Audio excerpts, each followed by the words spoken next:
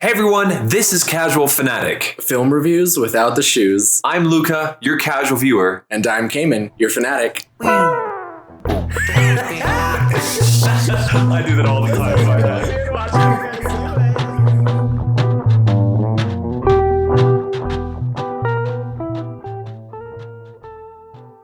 Oh my god, we're in person. Wow, this is the first time we're doing the podcast in person and we could look in each other's eyes. This is crazy. This is very strange. So listeners, if you don't know, we are sitting currently around a mic. And so if you hear movement and shuffling, that's just, because the mic is going to be picking that up. But it is Cayman and I, and we actually have one of our guest viewers with us here currently. Who dat? Who that is? Who that is? Who is that girl I see? Wait, so introduce yourself. Hi, my name is Ilene. I am a girl. A human girl. I have brown hair. Well, I feel like at this point they should vaguely know who I am if they've listened to other episodes. But I am Cayman's by the time this is girlfriend. released, we've been on 2 or 3 episodes ago. 3 episodes ago, I think. Yeah, she was on it recently. I think. Yeah, I was recently on there too. Yeah, because you did Shang-Chi with us. Yes, I did. Yeah, I think that was 3 episodes ago.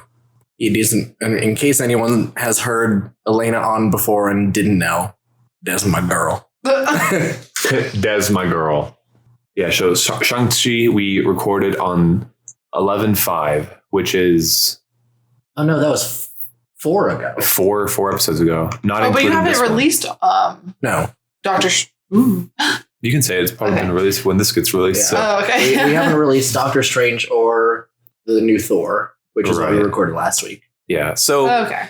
And also, if it sounds kind of weird sometimes if we're looking away at each other, the sound may vary. But we're going to do our best because this is our first time recording in person. So let's see how it works. And well, let's get on with it. Cayman, how are you guys? How are you doing? Doing pretty good. So I'm in Colorado. I've been hanging out with this one dude. He's fine, but... Who came in? Yeah. It's me. And then me, this cool guy. And then there's this other guy, and I don't know how to tell him how cool he is. Yeah, right? Oh my God. It is Thanksgiving, and so we decided, we won for us. Definitely past Thanksgiving for the listeners. Definitely. Yeah. For us currently, it is. Or yesterday was Thanksgiving. Yesterday was Thanksgiving, correct. And I just had Thanksgiving leftovers. Yum. What do we have? What do we make? We had green bean casserole. We had some rolls. We did a beef Wellington, Yum. the Gordon Ramsay version. And then we did some roasted carrots with goat cheese and candied pecans. Yeah, it sounds really good. And it tasted really good too. And I feel like I'm missing... Oh, and we did smashed garlic potatoes. Oh, yeah, we did that. And I made a apple crumble. I believe was delicious. I believe that's what we made. Delicious.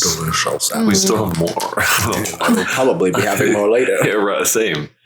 So, what movie were you going to be talking about here today? Today, Luca, we are going to be talking about the 2022 movie RRR. 3-letter R's. RRR. RRR. All right. Good for them. What is the duration of this movie? Do you know? It's 3 minutes and 3 hours and 5 minutes. No, 3 hours and 5 minutes. 3-minute movie. It's a quick one. Long ass movie. I swear. It's 3 hours. It's longer than your average movie, but it's not unbearable. Teach their own. It was good though. It was a good fun movie to watch. But it's estimated budget $3.5 billion something or another. They're not dollars. Yen? No, they're there's a symbol for it. I don't know what that is though. Oh my gosh, they said it in the movie. Oh, I have no idea. They're rubies. Rupees? Rupees. Could you copy and paste that in Google and see? I think they're rupees. I can actually. Or is that really old timey? I wonder what that budget is in US. Indian rupee. I'm so sorry. So how much is that in I think it's 82 rupees is $1. Yeah, I was I'm pretty sure it's a very high. So what did I say? 3.5 billion rupees? Oh, you literally can't do any more zeros on your calculator. I can't do it on my phone. Don't worry. It is about $43 million. That's a lot. Or is that not a lot? I don't know. It's not a lot. Really? No. So what was the and then intake? Worldwide it made about 102 million. So it like doubled what it cost. Okay, well that's impressive. Yeah, that's pretty decent. Yeah. So Luca, how'd you feel about RRR? You know, I actually think it was a fun, decent watch through. But only for me, I would only watch it once. I think if I watch it once, then like there is enough magic with each scene. Mm-hmm. And I think the playthrough that they had for each, scene part of the movie, it worked well for me once. Yeah. But I think it's a fun movie to watch. There are things in there that you're like, what the fuck's going on? Why is this happening? That kind of stuff. But I feel like it has a very good meaning behind why they're having this movie, but then also like a good playthrough. So it's decent. I liked it. It was okay. What do you think, Ilene? I think that the story was nice. I think that a lot of the scenes and how they actually did it was very just like humorous. Like it felt like a parody at times where I was like, are they like, is it serious? And I feel like as well, it's just like a different style of film that I believe is more popular in like Indian culture of having more dramatic scenes and like the slow-mos, which so I'm like, I'm just not used to that kind of like filmmaking. So for me, I'm like, why are we watching someone run in slow-mo for 5 minutes? You know? And I don't know. But other than that, I feel like there was a fairly good story. Like, I feel like they like came out multiple times with like, oh, interesting, you know, like, oh, okay, sure. All right. I can do that, you know? What about you, Cayman? I think that after watching this movie, I realized how like reserved American films are. There are definitely like, I don't know. I feel like Reserved as in being gruesome? Reserved as in American filmmakers have different priorities when it comes to action movies. Yeah. And so like, and because there's a lot of stuff in this movie that obviously is like not realistic. But if you think about like people in American movies do unrealistic stuff all the time, but they do like, they only go like this far unrealistic. They're like, oh, we have Dwayne The Rock Johnson is going to jump 50 feet across this chasm. And it's like, no one can do that. But it's like believable.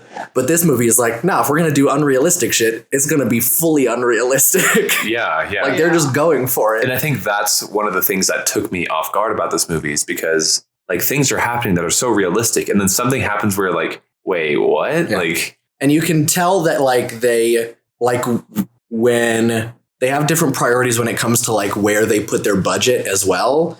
Whereas like instead of spending a bunch of money on making sure that every single little, because I remember there was even like, obviously the animals in this movie are honestly pretty good CG, but they're like, you can tell that they're computer generated. oh, absolutely. Yeah. But I feel like because they're doing such cool things with them, I kind of don't I don't care. Yeah. Like it doesn't bother me that they don't look fully realistic. Yeah. Interesting. Were the horses really not even real? No animals in the movie were real. What? It said And they couldn't even like ride a horse? I think maybe I don't know, honestly. on that On the disclaimer, it said, none. it said like On- it listed horses. Yeah, you're listed, right. like dogs, animals.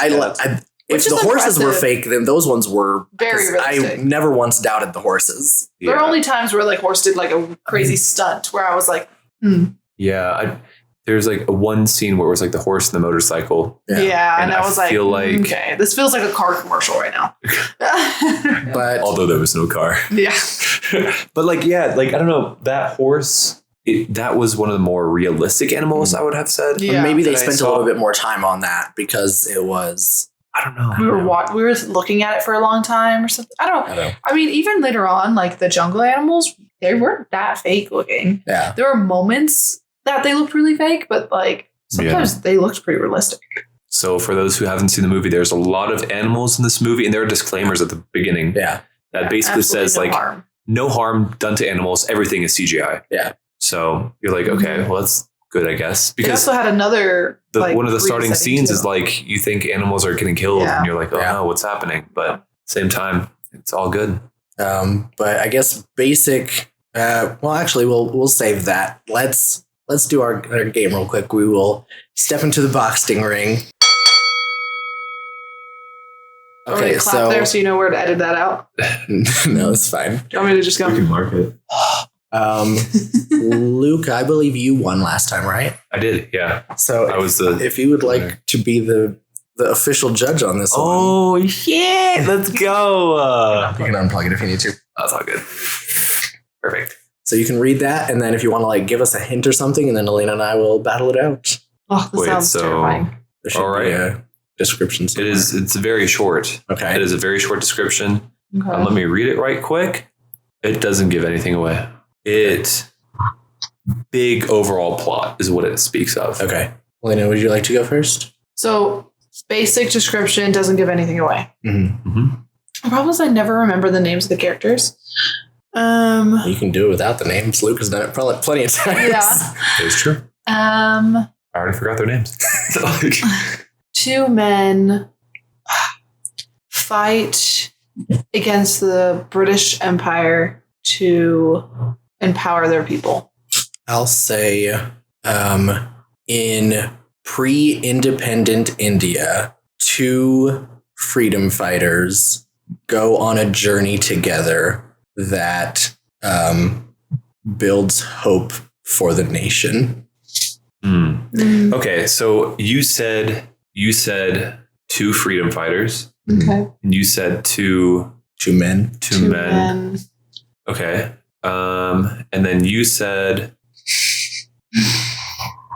You didn't say anything about fighting, but you did. I did fighting what did I say? I said something like Fight the British Empire. yeah, well, Or yeah, go fight against the British like that. Empire to empower their Yeah, this is tough.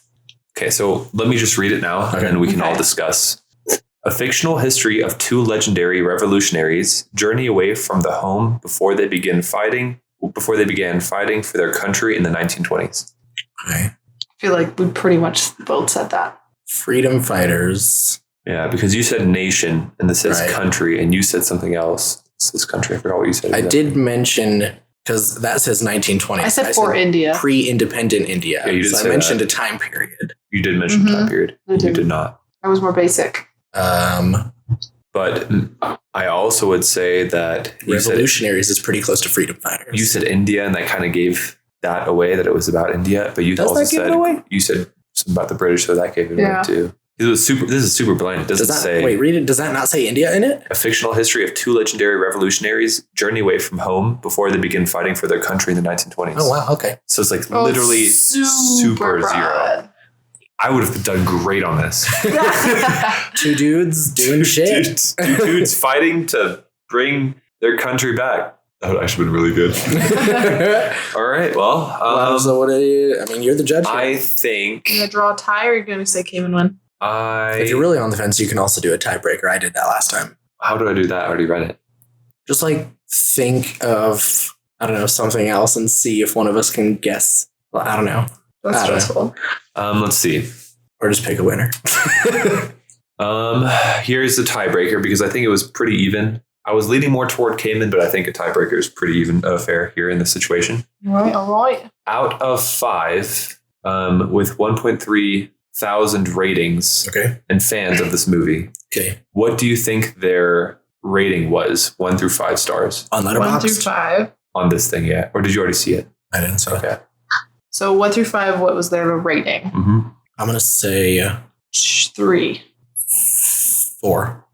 4.2. That high 4.2. on that bloody movie? On that bloody movie. It got bloody Almost said in the 4.5. You almost fours. said 4.5? Yeah, I mean, you got a 3. I almost said a bloody 2.5. I heard you start to say 2. Oh, and for those who don't know, RRR stands for Rise, Roar, and Revolt. Right. Yeah, and it's almost like 3 parts of the movie. Right. Although Well, the it gets introduced in the beginning as the 3 R's. the R's are different. So that's the English title, but the obviously the movie has been released in multiple languages, and the R's are different in each language. So. But do they mean right. vaguely around the same thing? I think some of them are like rage, war, something like. So they're all very similar. Yeah. Yeah. Well, that was fun. I liked being the judge on that one. That was cool. But yeah, came and won this one. Unfortunate, Elena, you were close. I just didn't get enough credit. But you didn't get the pie next time. I got downstairs to get my own pie. Right. So now we'll take a short break and then we'll come back and get into our more detailed review. Alrighty, let's do it.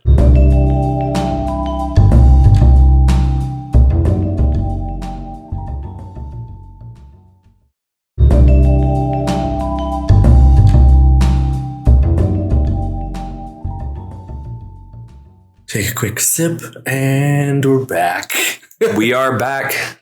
I hope you guys enjoyed that commercial. Hope you got snacks and drinks and get some popcorn. Because we are about to be here for 6 hours. Take a break, go watch the movie, and then come back. Right. No, I'm kidding, guys. We won't be here for 6 hours. You can look at the time. That's down below. Hey, you already see exactly how long this episode is. Exactly. The mystery is solved. Alrighty. Well, since I guess we're about to go into the spoiler section, I guess it needs a spoiler review, correct? Correct. Elena, do you want to do a spoiler review for us today? Or a spoiler section alert? Spoiler warning. Spoiler warning, yes. That's your thing. Well, it's not my thing. It's the guy's. It's that random guy. Other guy, but since we're here, we kicked that guy out. So now our guest gets to do it. Whenever we have guests, we're going to make them do our spoiler section review because it's a lot of fun. All right. I'm trying to remember what you usually say. You can do whatever. You can do whatever you want. You can use voices like I do or whatnot. No. Spoiler. Ooh. Spoiler. I think that was it. Alrighty, now today, guys, we are going to our spoiler section. So if you don't want to get spoiled, fuck off, please, and thank you kindly. Oh my god. Yeah, we said kindly, so I guess it's okay. Yeah. Nice. Okay, well, I guess we can get into the breadth and depth of the movie. Into the meat and potatoes. Meat and potatoes. Alrighty, well, I will have to say that I think the soundtrack for this movie was phenomenal. Oh, it was litty. I literally, I mean, you saw it when we were watching it together. I pulled up Spotify and I was trying to find the song, but I guess I couldn't. There's like in the beginning, there's like that like beatboxing thing, and that comes back later. I thought that was really cool. Yeah. And even the dance battle that later on happens. And both of the main characters, Raju and Beam, are I need to write that down. Raju is the one that was in the military. His name is R.A.J. Yeah, Beam I remember because I just remember being like, why is his name Beam? B-H-E-E-M. No, but also just like Beam. And he was also the one who kind of looked a little clueless and his name was Beam.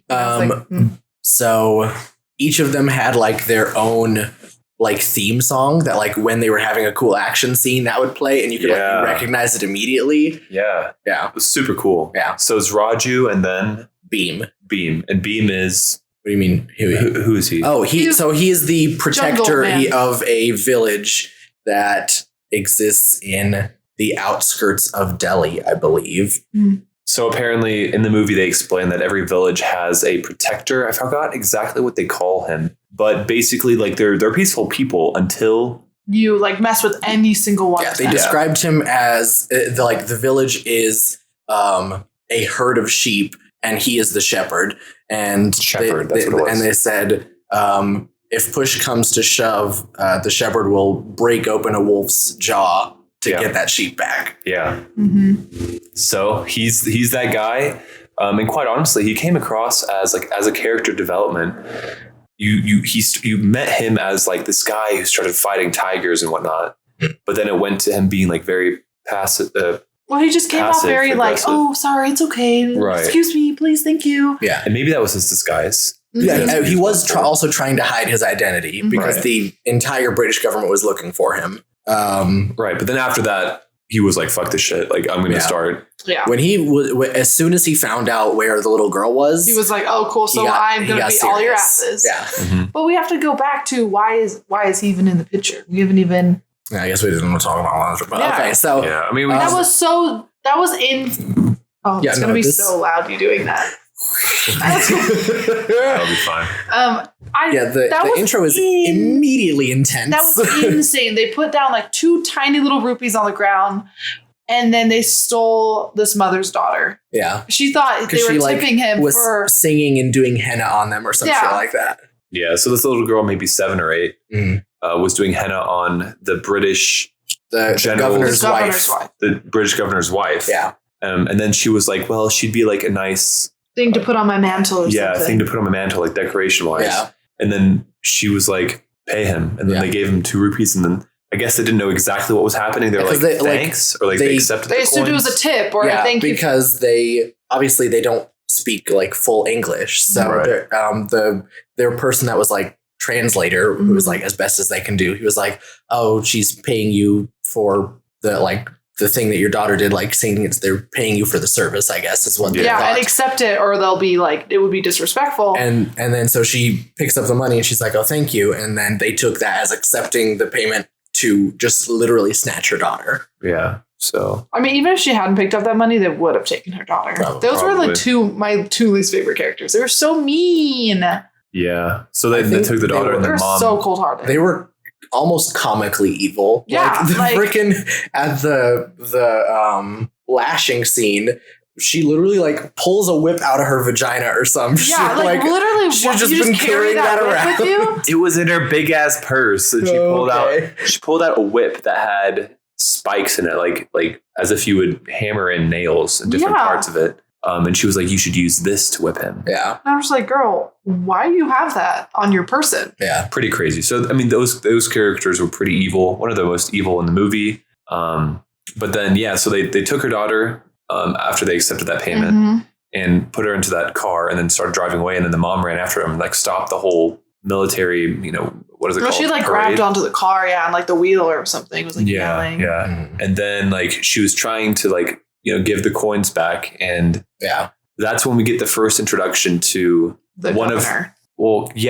but like one of the guys trying to shoot the woman in the head. Yeah. And then the governor comes out, like you just said, he Elena. does this whole speech about like this bullet was on a British ship and made with British metal, and he was basically trying to say this bullet is more expensive. The 6 rupees that this bullet costs is more expensive than this brown person's life. Yeah. And they call them brown people. And so he like every time someone was about to execute one of the Indians, if he was nearby and saw it, he would tell them to find a different way besides shooting them. Right. He was like, figure something else out. Right. And so what he did is grab a giant log and like whacked her across the head. Yeah. Ugh. And to the viewers, like I'm pretty sure I definitely thought she was dead. All of us definitely thought she was dead until the there was very a end lot of blood. Yeah. It's direct head trauma. And she was just like unconscious, steadily blinking ahead. Yeah, like, apparently she survives because she shows back up at the end, but pretty much the whole movie. Probably because of all their magic gone. plants everywhere they keep smearing on everyone's True. Yeah, true. Actually, that was speaking of magic plants. That was, I think, one of my admittedly very few negatives. Is because I'm pretty sure it didn't when. So there's a scene where Beam's brother is being tortured by Raju because Raju works for the British government. And while he's locked up, he like somehow manages to grab a snake and then like throws it at Raju and makes it bite him. And then he's like that's the banded crate and there's no cure for its venom and you're going to die in an hour. Right. And then the next scene, they like mush up some plants and it heals the venom. I think he's saying like there's no cure because that's probably a very secret like cure that only the jungle tribe know. And that plant was just growing in the street though, which made me be like, what? I don't know. I feel like it would have been more impressive if it was like street. It was he literally in the planter boxes around the street. Okay. Well, either way, I feel like it would have been more impressive if they had like a stash of it in their pockets or something to keep around. I would agree. And it was like the jungle's plant to the tribe that they only grew. But I was like, this plant is just everywhere, and it was just it looked like green tree leaves. Like it's just every 3 different leaves and some red powder. Mm-hmm. What is that red powder?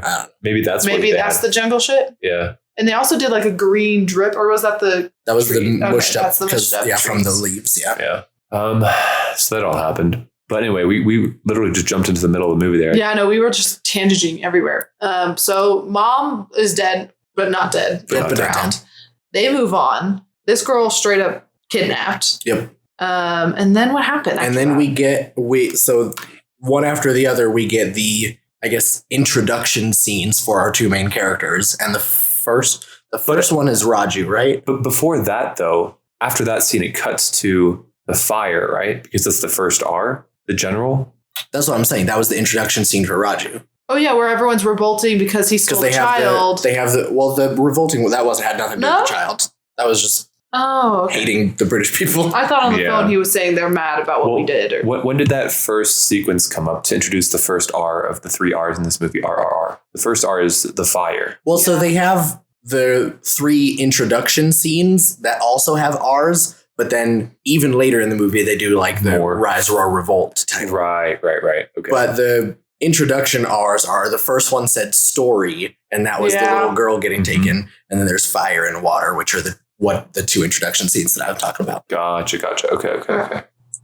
But yeah, so the first one is Raju's introduction, and I honestly, badass scene. And like, especially with that, like you were talking about earlier, the music in the background and him just like dead staring at all those people through the fence and the fire flickering in front of his face. I'm right there with you. I did not enjoy it. I thought it was silly. Well, okay, so I mean, yes, him fighting all those people is total bullshit, and like him being able to strive at that. But I do think the setup for it, and like besides like the silly part of him being stronger like 20 men at the same time, I do think that character development, that character introduction was so freaking strong. And you could tell it was like, it's not necessarily that he's like some crazy invincible guy, because he got beat the shit out of. Yeah, he came back. It's like, he was just it's like perseverance. Yeah. They made him out to be a guy that no matter what it is, he is so determined. Yeah. If you tell him to more than anyone else, because he's there for a purpose that we didn't know of yet. Yeah, and that's the other thing, is that like there's this hook of like mystery that draws you in immediately, because you're like, why is he working for the military? Yeah. Right. And he's so the one like, brown guy. Yeah. And he's like the most badass out of all the brown guys. Yeah. So basically what happens is there's like this little hut surrounded by all these Indians upset, right? And there's like maybe a handful of guards and then some lieutenant guy in there. Yeah. And everyone was getting like scared because they were about to break the fence down. But this dude, he was stone cold in the eye of this quote unquote danger. Yeah. And then he did like this. Hundreds of people.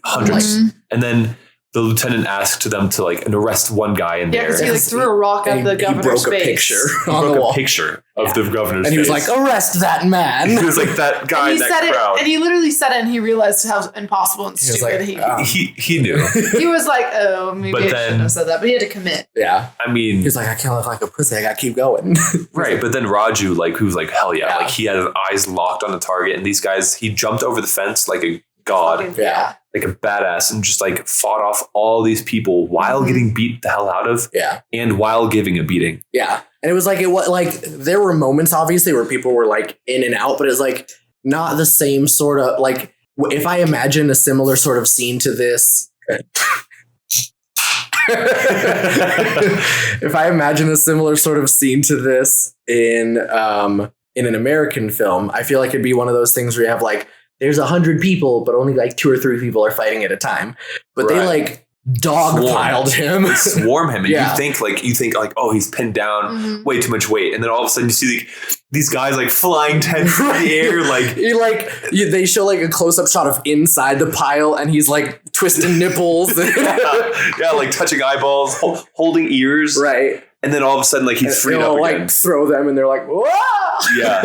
Or like there's like 50 guys on him, and he's like army crawling still towards like his one guy that he sees through the cracks of everyone's feet.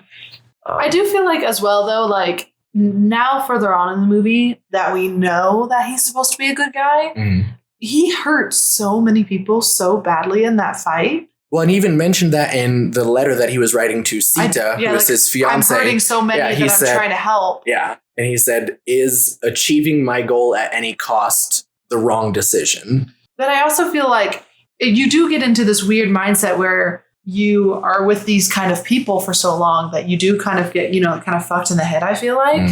And so I feel like he could have accomplish the same task, slightly less aggressive, perhaps. And maybe he did so to show off more. Well, because he was trying to so his ultimate plan was he was trying to rise through the ranks of the British military, so that he could. There's a certain position that determines like sending out gun shipments to different battalions throughout India.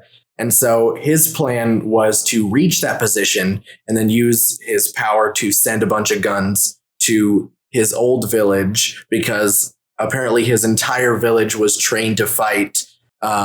And then a lot of them, but they never had any weapons. And so they had like when guns. The British military came to get them, they had one rifle out of all of them. And so obviously it didn't go very well for them. Well, the rifle is also, this is where the governor comes back into play as well. The like main Hazab man of the tribe was a ex-military man for the British Empire as well. And before they realized how absolutely gruesome and like extreme they were going to be. And so it just shows he changed and started this tribe and, had all these rebel people because of what he saw the governor do with the whole, like thinking he wasn't like an Indian man's life isn't worth even like a British bullet. And so, so this guy goes back to his home village and teaches everyone how to fight. And, the main idea is even though they only had that one rifle, they actually held off the British army for a good amount of time. Yeah, very well. Absolutely. And they kept having to retreat. Yeah. And there was like 50, 60 like British men. And so he tells, so this is like before our main story. So it's like kind of in flashbacks and stuff. He tells this little kid who is Raju, he says, if this is what we can do with one rifle, imagine what we could do if we all had rifles. And so then later in life, he like makes a promise to his fellow villagers that he is going to go and bring everyone rifles. About that scene as well. So we see that scene twice. Of course, the end one being like the longer, proper story. But the first one we just saw a little boy shoot that head honcho man of that tribe.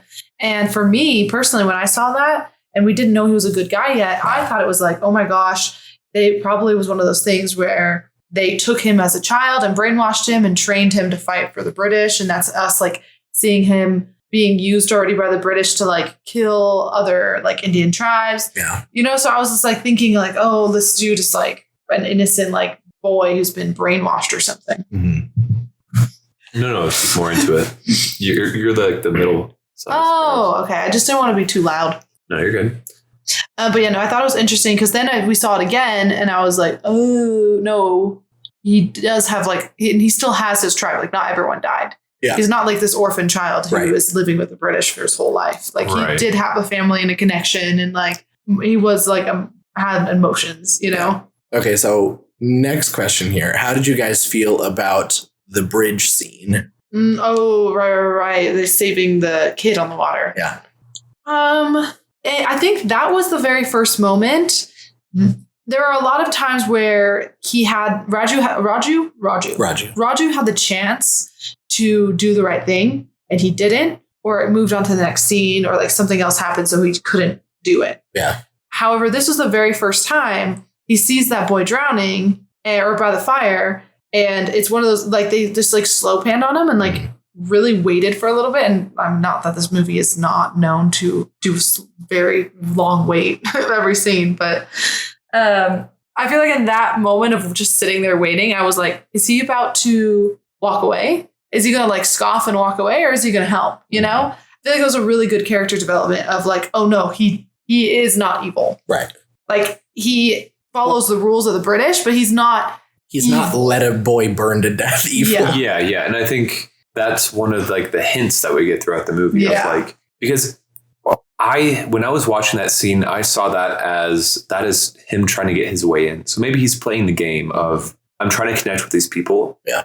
And there's this dude down there. So I'm going to wave to him and team up with him to, save this kid. Yeah. And like in my mind, he was smart enough to know that that's what he has to do to get in. So that's where my mind was. I was like, oh, okay, so he's like playing the game to get cool with the guy, and then like low key, that is what he was doing. Yeah, that's true. But at the same time, him saving the boy, although like it was a good tactic later on, I don't think that was his initial decision of like, hey, I'm going to do this so that I can get closer and with the people.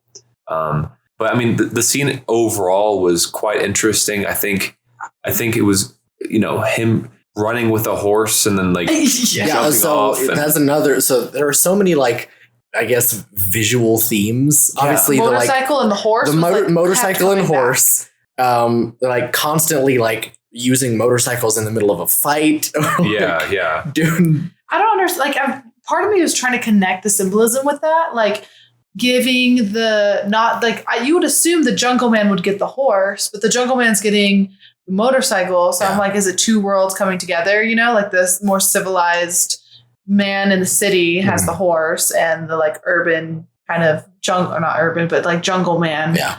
Had the motorcycle as like a way to connect their relationship more. Could be. And then obviously or reading into it way too much. Like Beam is always like with water and Raju is always with fire. Mm-hmm. Yeah. And even when they end up fighting each other towards the middle of the movie, and at the very end as well, with the whole fire water thing. And Raju had like a torch and there were like fireworks in the background, and then Beam was fighting with the pipes from a broken fountain. Oh yeah, like the hose. Realize that. I didn't think about that. Well, one time that Beam does go with like the whole fire thing is like, or I guess he's encompassing more waters. The way he did the whole scene to save the kid is he was in the flag that was soaked in water, and he avoided the flames that way. So I guess it's showing like he is water going through flame. It is crazy to me, obviously. Like not a real situation, but to imagine someone seeing this kid and immediately coming up with the plan. Let's each dive off opposite sides of the bridge. I will get this flag wet so that you can wrap yourself. You throw me the kid, I throw you the flag, and then you'll be safe when you swing back through the fire. Yeah. And in the span of like 5 seconds came up with that plan. And like, that feels very intricate. And both of them knew the plan. Right. Yeah. Just from talked. Yeah, no one saw what happened just now, but we were doing hand motions of and that just signals. Knew. Yeah. I also thought it was a little hilarious that they do this whole swing. They just fall into the little boy's on a random island. I thought they just threw him on the coast, but he's, I guess, on just some random little like wetland. And then they all just casually fall in the flame water that they were all avoiding, and then go and swim and get the boy and just like swim away. And I'm like, if you just casually dropped in the flame water, why didn't you? One of you just like swim to him? Or why didn't the boy just swim away? Right? Or why? You can make the argument that the boy's nervous and scared, or he can't swim. Yeah, but that's lame. Get good, kid. But I was like, why? He was on the coast already. Like, why didn't you just like swim to the boy? And like, you didn't even have to like swim with the boy. You could have just pulled his boat, even like. Yeah. Help him flip the boat, put the boy back in the boat, and say, "Get out of here, son." That long rope that you had, just throw it to the kid, and he can climb up. Yeah, like, why didn't we do that? Like, why? What is happening? Like, what? Tie it around your waist, and then. But that plan isn't as cool. It had to be effective and badass. And it needed to have multiple slow-mos. And it had to be a big enough event for them to have that bond. Yeah, they first time. So them saving this kid together, they become immediate best friends. Oh, the most hilarious, comically like immediate friends. Almost like bordering on. Like maybe a little homoerotic. I know, and it's for this. Like it's like a prince finds a princess, and they're like galloping into the jungle with like butterflies. Or like going like there's a scene of flowers. when they're about to go to the party. He's like, "You can't go like that," and starts like gives he gives him a makeover essentially, and I'm like, what is that? I was like, and they're also like 10-year-old boys with like jumping in the smoke of the train and being like, I'm just trying to imagine like people who are like. Super like anti-gay, like I guess I don't know the specifics of India's government, but pretty sure they're pretty strong on the anti-gayness. Maybe. I have no idea. I think they are though.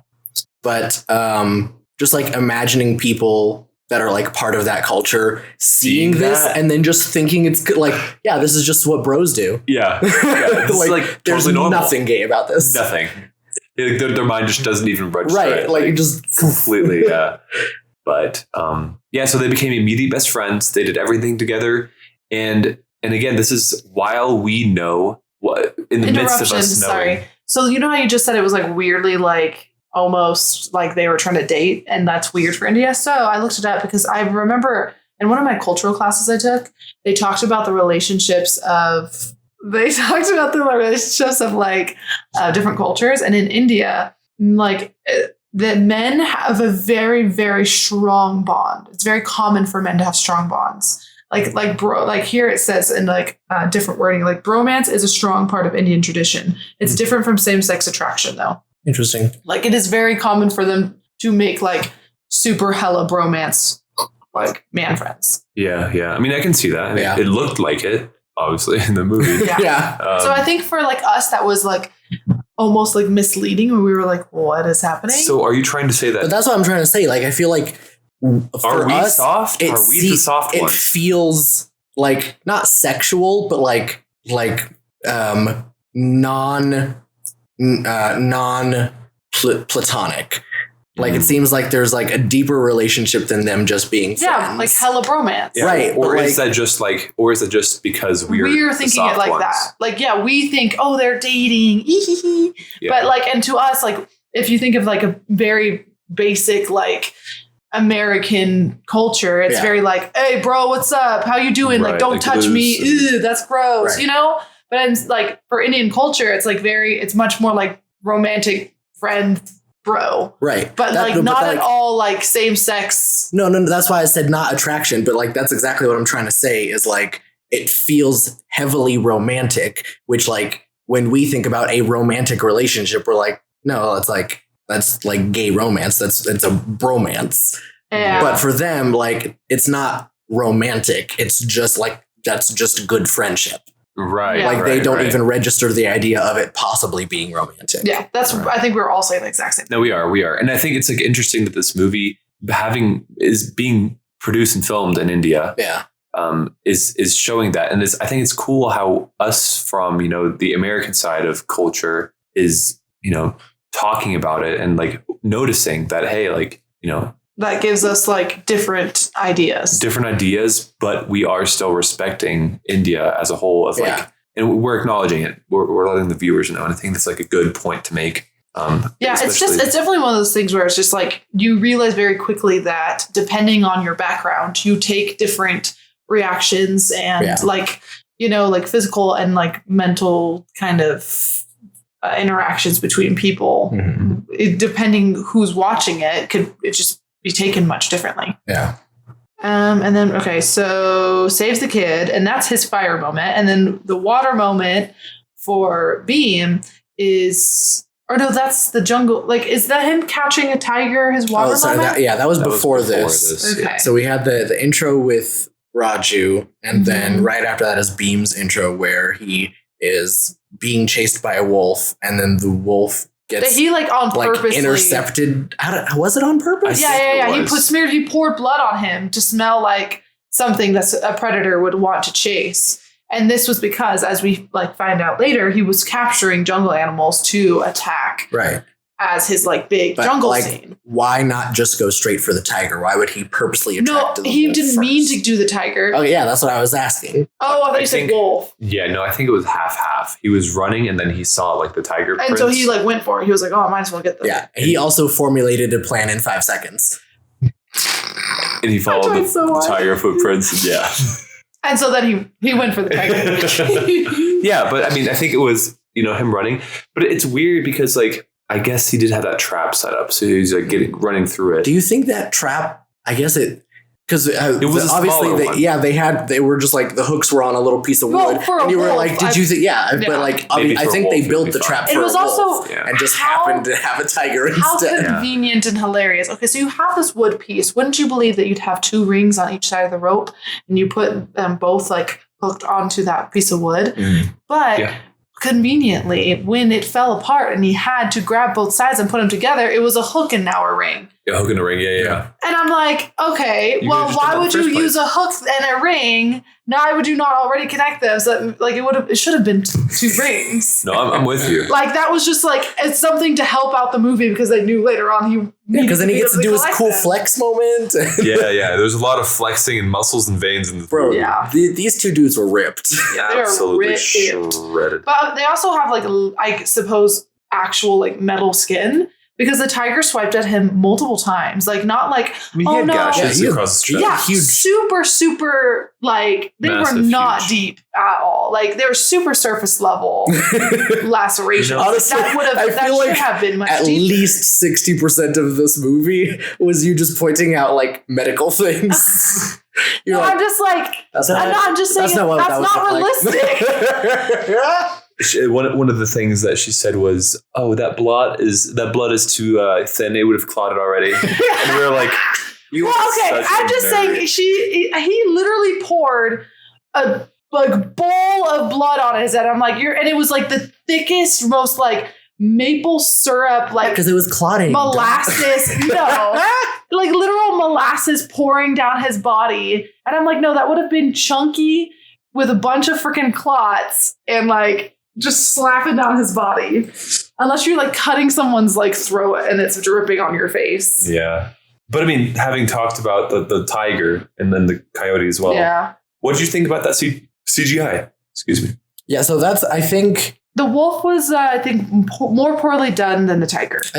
I think, I would the tiger agree, was yeah. the main part of it. So They put more money they into probably that. put more money into that. But I feel like the tiger by itself looked really good. Like the CGI of the tiger is nice in isolation. I think the part that makes it obvious that it's CGI is them putting the tiger in the jungle. In the jungle and then making it move. Right. Because I think it started to get like you can kind of fuzzy. tell Kinda that jittery. it like, I don't know if it's something about like the shadows or like reflections, but like, our brain just knows yeah, automatically. the tiger just didn't look like it was really in the scene. I felt like your brain kept telling you, like, that's wrong. That's not right. That something Yeah. feels off. I think like my mind read it as like almost like the film is like, let's say it's shot in 1080p, right? Yeah.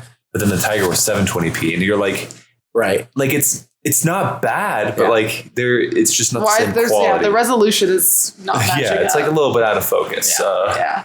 But yeah, no, I just wanted to ask about that because the tiger, that was the first introduction that we got in the movie Yeah. to an animal. It also was confusing. This is also when we were first introduced once more to like a weird green powder substance that they are using in this jungle. And right, because the tiger we broke didn't. loose, right? I think that would have been That- first. I think that's the first green powder, actually. But Oh, that it was is? Wait, are you talking about the green powder? I'm talking that about they the threw green it was in? powder. like sleeping stuff. Yeah, to make him go to sleep when they first captured him. Right. So what happened? Like, why did they throw that? It's just for the viewers Okay. or listeners, both. I mean, you can watch the screen of whatever device Yeah. you're listening this on. Maybe one day we'll start, taping each other and doing Taping that. each other. I'll tape you if you tape me. All right. Pulls out tape. No, but so I mean, they caught the tiger, right? So They caught the tiger. we started talking about the wood and the rings and keep I was going. like, so it He's had- trying to get you to talk about his flex scene. Yes. What did you think about him with his shirt off? the left nipple was slightly more round than the right. Right. But for me, that's just a no-go. Yeah, they end up catching the tiger in this net trap. Oh, my whole point was But the ropes saying aren't strong green enough. powder. The green Wait, but powder. why did they need to use the green powder? That's what I'm getting. Wait till I get there. So the hooks, there's no loops. The ropes aren't strong enough because obviously, like we were talking earlier, I'm pretty sure that trap was meant for the wolf. Right. And so the tiger is just like shredding through it, and Beam is holding the two ends trying to hook them together. But before he's able to hook them onto each other, the rope snaps. And so the tiger comes at him, and so he has His buddies were in the tree. yells Yeah, up to make his the buddies in the roof. tree, and they throw a little ball down to him, and he like chugs it, and it hits the tiger right in the nose, and then makes it fall asleep.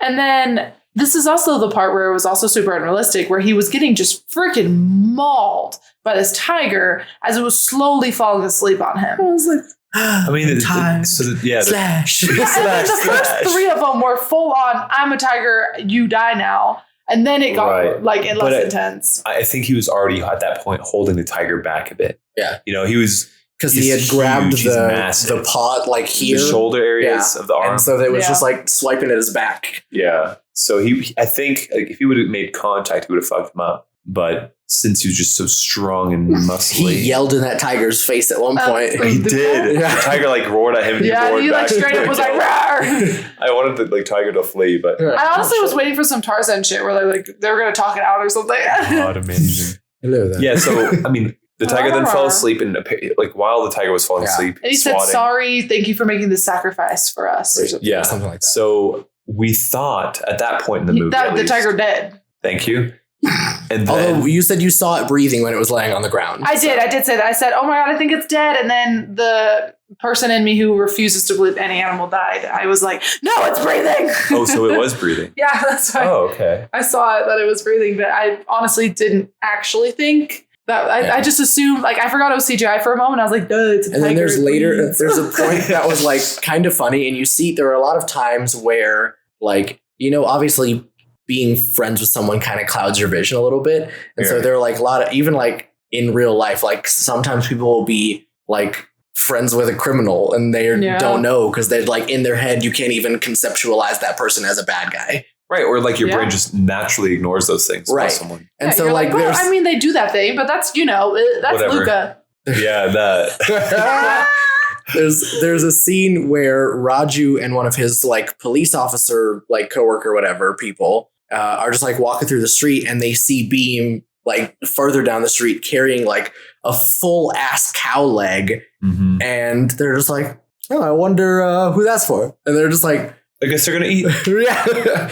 And then we see he's taking it to feed the tiger. Yeah, and that's when we know to like, oh, like that's what he's doing right now. He's just collecting animals. We don't exactly know the plot. They until it happens, you don't really know. Like, Also, at that point, you just think the tiger. The whole time I was like, "Oh, there he's gonna release the tiger." Right. We thought it was just one. Yeah. No, bro. They have like fucking 30 animals. They had the jungle in their truck. There was one clip where I don't remember which one it was, but one of them literally picks up a leopard and throws it at another guy. Yeah. He's like, "You're not attacking me. You're attacking him." Yeah, I did like though, because I remember while the scene was happening, we were talking and y'all were like, "Wait, so did they like spend a bunch of time and like train all these animals?" But they like make a point of showing like, no, Beam was getting it. yeah, it's like the animals will also attack the good guys. Yeah. They're just like there to. They're just that much stronger. / they understand the animals and how they attack them. Yeah, because before the attack happened, they were already doing a defensive maneuver. Right. Yeah. Let's see here. And they set up even the because how they get the animals into this party, because there's 2 huge gates. Oh yeah, timed perfectly. Yeah, and they set it up earlier in the film when Beam is with British white lady that Jenny. Her name's Jenny. No, her name is. Don't call me whatever she. Oh yeah. Just call me shorter Jenny. She has a very long name. So we see while he's in a car ride with Jenny, they have a big wooden door that like 2 soldiers just open, and then there's like a second inner door that has like a full mechanical system, and it's like iron. Yeah, way more protected on the inside. Yeah. And so in order to get all these animals into that like courtyard, they had to time it perfectly, like wait until the wooden door is closed, and then the second the iron one opens, they just blasted a truck right through the gate. Yeah. That was impressive. Yeah. But that's like way at the endish. Yeah. Or middle-ish. That's middle. That's straight middle, bro. Yeah, the part where they fight each other at the party with all the animals is in the middle, because after that we still have so many Beam goes to jail, gets whipped, escapes, then Raju goes to jail, then Beam has to go rescue him. Raju goes to jail, gets put in a hole, and Biju comes. He gets de-hole. Gets like he gets de-holed. Yoinked out of the hole like a caterpillar on like really focusing on this hole. But they've broken, or I don't know if they've like broken, but they really fucked up his legs before he got put in the hole. So then we get another super badass action scene where they're literally like totally not realistic. Well, no, for sure, like 0% realistic. Guys. But like, at first I was like, you know what? Yeah, that could be a thing, like, carrying the guy on his shoulder, he's punching, but then it became like... they were like yeah. They started doing like some crazy maneuvers with like Yeah. flying around, Doing like, cartwheels with each other on top I of loved things. it so much. The climbing of the tower really was my favorite thing in the whole. The weird My thing centipede shit. is them running. Yeah. Raju has the 2 rifles, is shooting people, and then lowers his hands and Beam reloads while running. yeah. I mean, just some crazy stuff that they thought of, and then they climbed some tower and did like they like a straight up flip. Straight jumped off this like 40-foot tower, then 20 feet down, grabbed like a light pole and like swung off of that into the jungle. Into the jungle. And Super they casually realistic. land. Like I didn't just break every leg bone 2 feet that I had. carrying 2 men. Like catches a 40-foot drop. That physics makes sense. I love that. Definitely take the impact of that. I love that came into this movie. It's like, this is perfect. Love it. Love every second of the beautiful action-filled movie. Like, that is nothing like you in the Avengers. It's like, I want less fight scenes. This looks terrible. I never said I wanted less fight scenes. I said I don't think we need more. Yeah. Well, and here you're like, so many more. and here you're like, these 2 guys jumping off a 40-foot tower. Love it. Legit. But this was like someone in the face mid. this wasn't just a fight scene for a fight scene. It was like part of the story is them escaping the prison. Yeah. But no, I thought that was a great, like, hilarious fight scene. And then they go into the jungle, and then he's officially now known as a bad guy. I mean, I feel like there's just so much that goes on in this movie, like little scenes that, like, I think we will be skipping. Yeah. Just because they don't pertain to the story. Like, or it's like a 10-minute scene that could be told in one like sentence. Yeah, because prior to this, there's like this tons of time of like them finding like one of the freedom fighters, and then like him showing that he's a bad guy to this one guy, and then him running away, and then also like that dance scene, that dance battle. Oh, bro, let's talk about this freaking dance battle. I mean, like those are like little nuances that I think if you just think about the holistic view of the movie, you're gonna skim over. Yeah, the dance battle had nothing to do with the plot. No, but there's like a linear line and then like little trees. I remember the first time I watched this, it blew my fucking mind that there's like legit a whole ass 4-minute music video inside this movie. In this movie for this one song, like that's probably where most of their money went. Like, well, I mean, I was at least expecting the man who got all mad about him liking Jenny. And him being a dance Jenny. But like, now you got me all messed up. Sorry. Anyways, my point is, I thought Jenny's freaking dance battle white man was going to be a part of. No, he was just there for the dance battle, or get someone, arrest someone later on. No. Wait, so what is Jenny? Like, what is Jenny? Where is Jenny? Yeah, for the people that don't know, like why she came into the movie or why she's important to the plot. She's the cousin of the governor. Or she's the governor's nephew. Niece. So she stays. So she stays in this, giant, big old house. Crazy but she's home. The only good British person in the whole world, apparently. He noticed that like she stood up for one of the brown people while he was getting beat because he forgot. I love you keep saying brown people. Well, that's what they say in the movie. Okay, I'm gonna keep it authentic.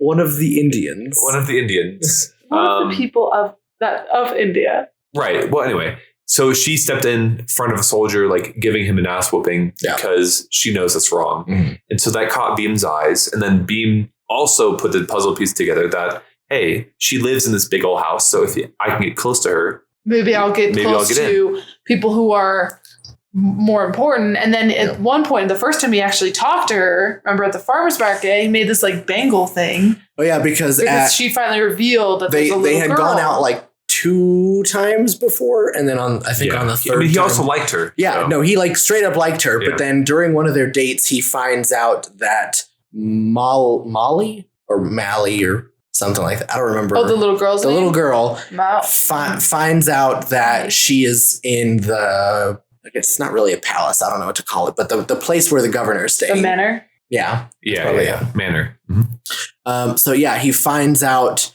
while they're at the market, she's looking at dresses, and Beam is like, no, these are for little girls. And she's like, oh, well, we have a little girl. And that's where he was like, he was like, what's her name? Because I don't think he didn't ask about her really? name. Did he ask about her name? No. I think she just says the name, the actually. Girl's name. Oh, that's what I was like. I thought her name was involved. But yeah, so that's Beam's like entire point right now is because that little girl was taken in the beginning, the village sent him to go and get her. Mm-hmm. Right. And so he's been like all over trying to find out where she is and get her back. And finds out that he's with the governor, or she's with the governor. She's with the governor. And then he also like, you see when he finds that out, he goes like stone cold. Yeah. Yeah. And then he's like, shit, I need to like give her a message. So Right. another one of these crazy movie scenes where he goes to this one stand and he like pushes this guy off. He's like, I need to do something real quick. I need to make this. Both him and Raju, there are like moments where they just like, you just discover that they've had this skill that takes people thousands of hours to master. And they're like, I also know how to do this. He's like, by the way, I'm going to do this real quick. And in the time of her like liking the dress and buying the dress and like receiving the dress, in that time, he went to like the stand and sat down. Ran across the market, found a jewelry. He's like, can I borrow this real quick? Made sure he had the exact, he was making the exact design he needed to portray the correct message. Yeah. Because what was a bangle? Like, if she had just bought a bangle for her, would she think that he's coming and she actually just got her jewelry? Like, how wide the bangle, it had letters in it. It had a wording around it. So it was a message. Like, hey, it's Beam. I'm coming to get you. Yeah. But the market dude that he stole the seat from already had a huge yellow block, and it's like a but that was just the yellow is just the base. That was the raw material. Just added lettering to it. Yeah. When? That's what I'm saying. Like while he was doing it, he like wrote things on it. And like when she gave it to the kid like took it and like read it. Yeah. Oh, it wasn't just like I thought there was already symbols like on the yellow part, and he was just like, heating it up and pulling it apart. No. And I was just like, he made a custom one for the girl. Yeah. And then the white people probably couldn't read it anyway. So it was his message. They don't know in the open. Like, yeah.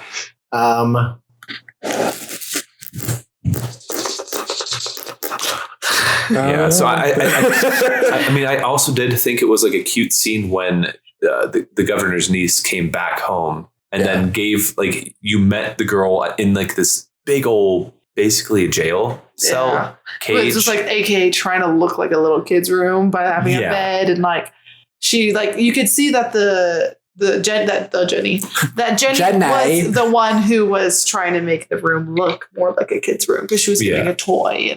Jenny was definitely putting in the effort to make her feel good. And I'm almost wondering if they lied to her and told her this was an orphan girl and we're helping her or something. Because I feel like she would have been hella like, you stole this girl? I guess what she she was bought. And I think back then slavery was a thing. So it doesn't really matter.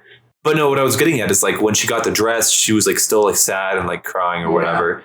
And then she got the like little armband, and then she like, you saw her face like light up and change. Mm-hmm. Yeah. Like she was actually, now that I'm thinking, a pretty good actor. Yeah. For being a child. For being a kid. I mean, she was I felt like that was so dramatic when she goes, Like I felt like an emoji. Like, Luca, how do you feel about gendered job titles? Gendered job titles.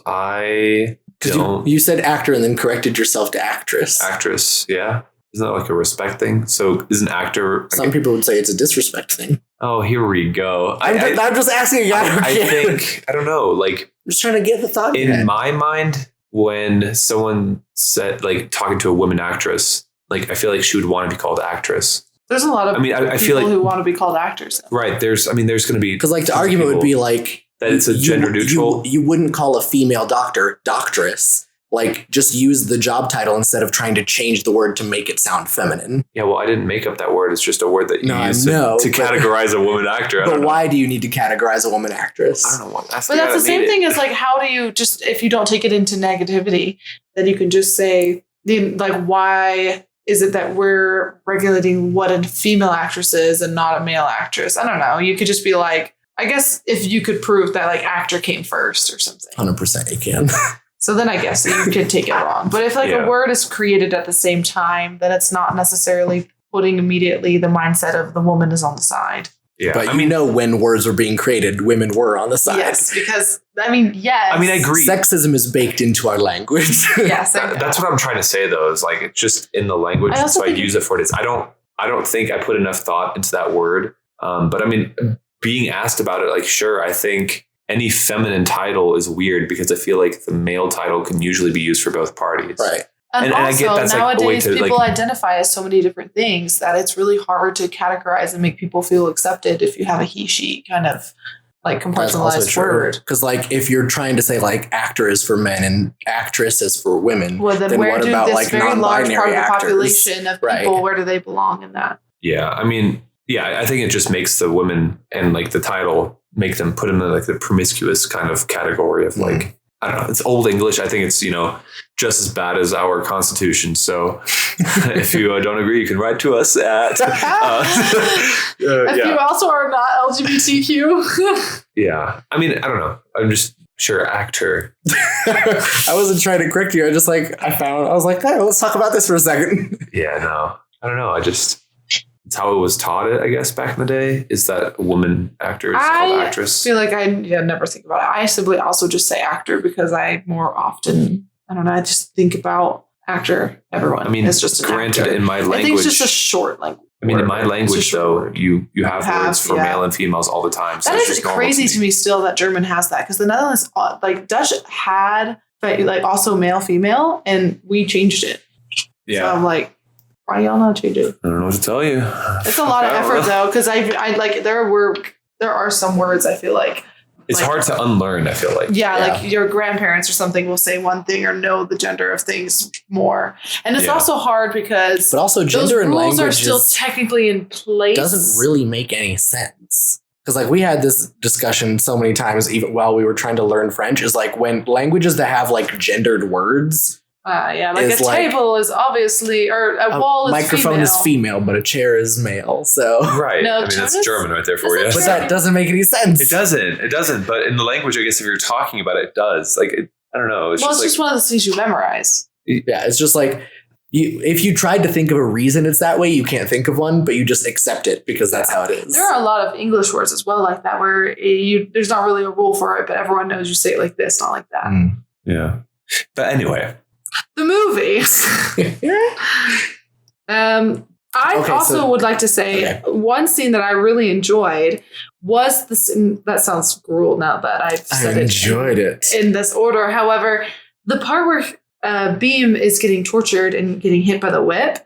She enjoyed that. That's what I'm saying. It's going to sound weird right after I said that, but I thought it was really empowering how he refused to kneel and he stood up and like there's blood everywhere. I was gonna say, how did you feel? Because that was the second. That blood would never run down the dirt channel. It would have soaked in. It would have spilled to the side. It was not. What the hell? It just was empowering. It was. So that's what I was gonna. Sang a song. That's what I was gonna ask. Is the song that he sang while he was being flogged? So that was the second time that there was like a musical number, because there was a musical. Yeah, number. The movie had like 4 musicals built into it. I see. I am understanding the word musical differently. So you mean like a song, like they broke out in song, like properly. Yeah. Like song and dance. I feel like when people break out into songs and movies, they're called musicals. Interesting. So he never danced though. It was just him singing and is still continuing on with this. Like I feel like that scene they didn't dance. Me, they danced in the previous one. Yeah, but this scene doesn't feel like some sort like a part of a musical, simply because I think for me a musical is when the other parts of the audience are not recognizing that this person is singing. They just see it as them still continuing acting. But I think the whole point is the fact that he was supposed to be singing for the people as a statement, because it was one of their like more spiritual songs that they sing. And so he's like rallying up. It's like the same thing as if like he starts, I don't know, singing the Star Spangled Banner.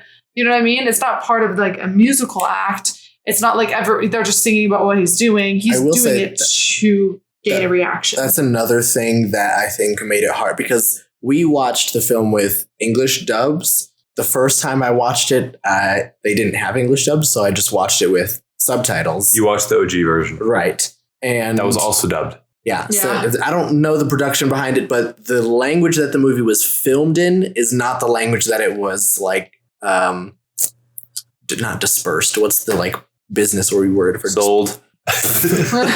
Distributed. That's the word I was looking for. Oh yeah, let's go.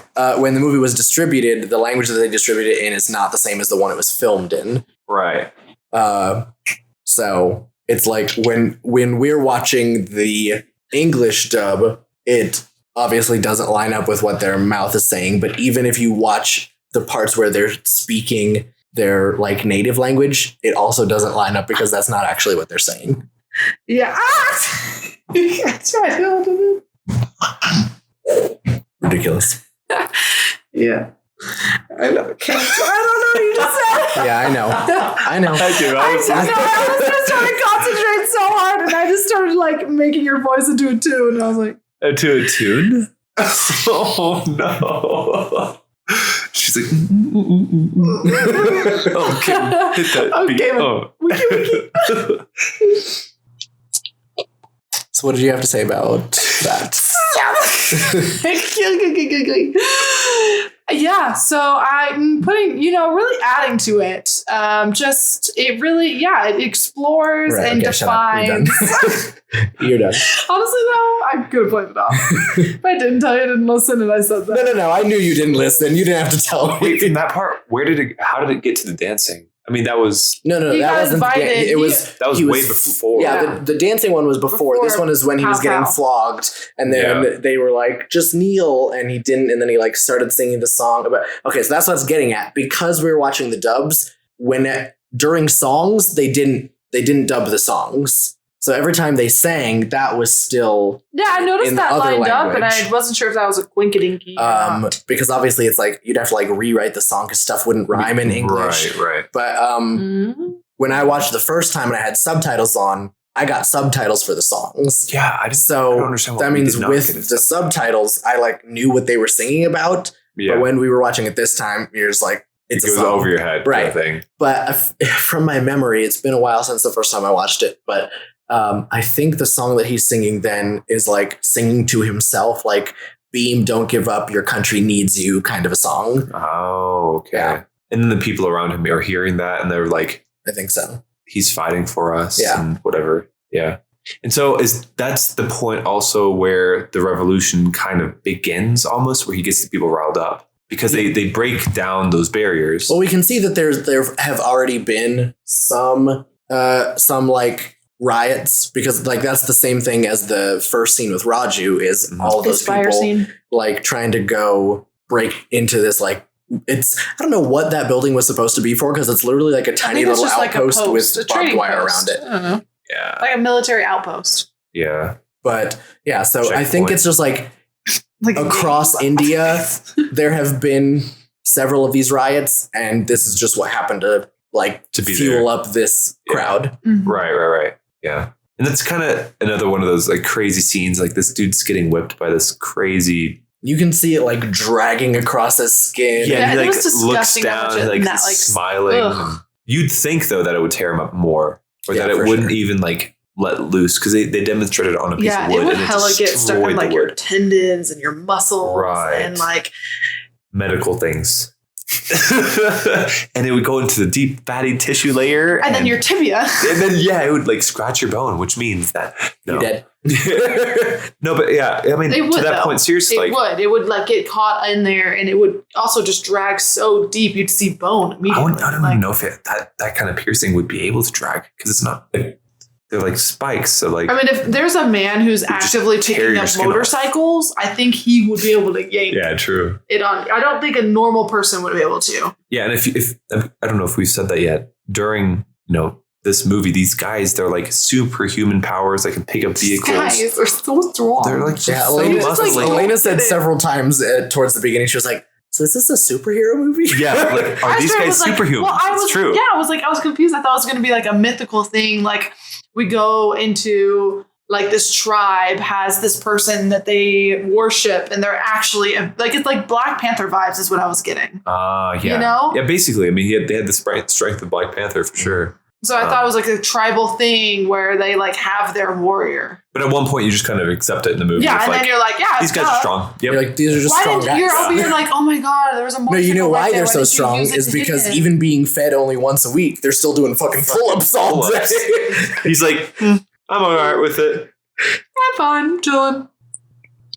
So like having spoken about all those scenes, from the dancing scene to like the scene of him starting to sing or whatnot. Mhm. I have a question of like, when those scenes hit, do you feel like the movie is trying to force that down your throat of like, hey, this is what we're trying to get across?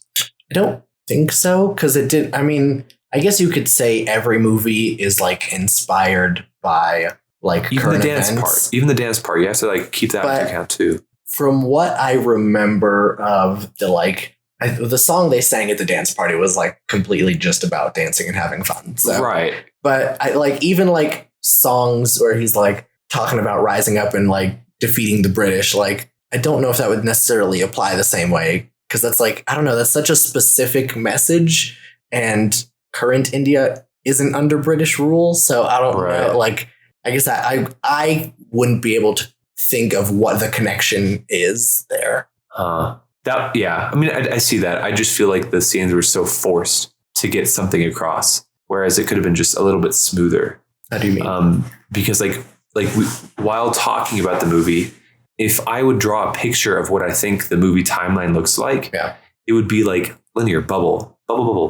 Like these bubbles are what we're talking about, but like they're just like, so they're like a punch, like now this is what we're going to talk about, and then now this is happening, and this is why, and now this thing is happening, versus like more of like a fluid kind of dynamic. It was like very puzzle piecey. I see what you're talking about. Yeah, and so that's why I'm like curious. Like, do you feel like it was put on you? Like, oh, now this thing is happening. That's why.